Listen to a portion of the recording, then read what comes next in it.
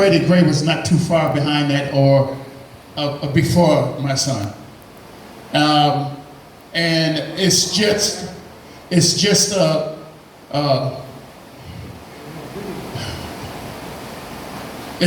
really absolutely ridiculous what's happening and how they're picking on the African American community. And again, Pastor Payton mentioned the death of Emmett Till. It took decades for them to come up with a resolution or even send somebody to jail. We are tired of being treated like third-class citizens. And the comparison for my son, and I never thought I would be in this position. I would have a loud voice as I do to speak out against it, but when it happens to your household, it changes the narrative in your mind and in your heart.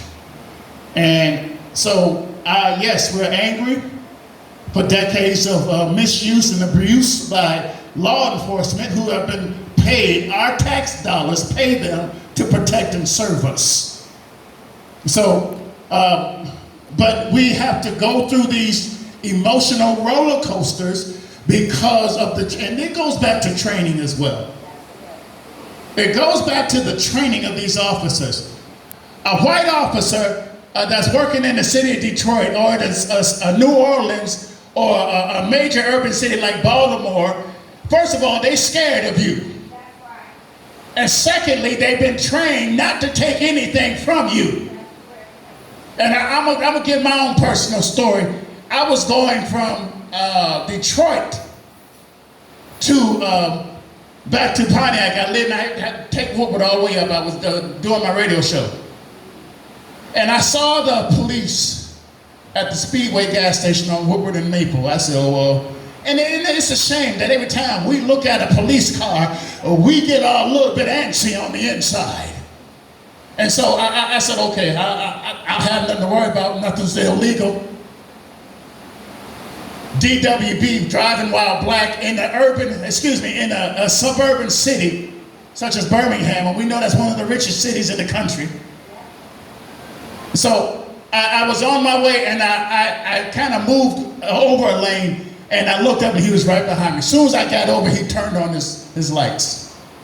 I'm by myself.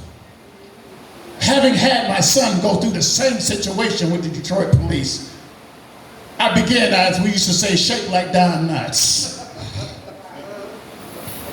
So I looked in the rearview mirror on this side, and I could see the officer with his hand on his pistol.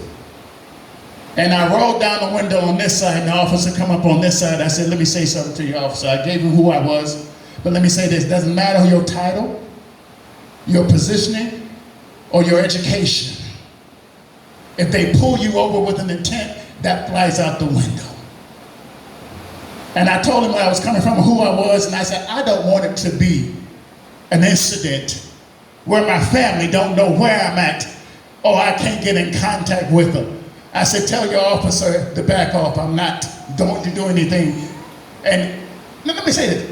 He looked at me with a look of bewilderment on his face. Like he didn't know what I was talking about. They don't care about you. That's right. The issue is you're black and they're not. That's right. The issue is that you're an African American and that they're already trained to think that you're dangerous. And as Attorney Sanders said, Anthony is just like me. I'm 285 pounds, 6'2". My son was over 300 pounds, 6'2". Mr. Floyd was a big man, just like looking at his photographs. They're scared of you.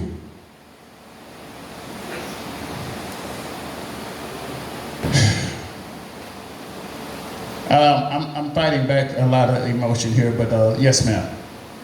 Let me give you a name, Miss Lori.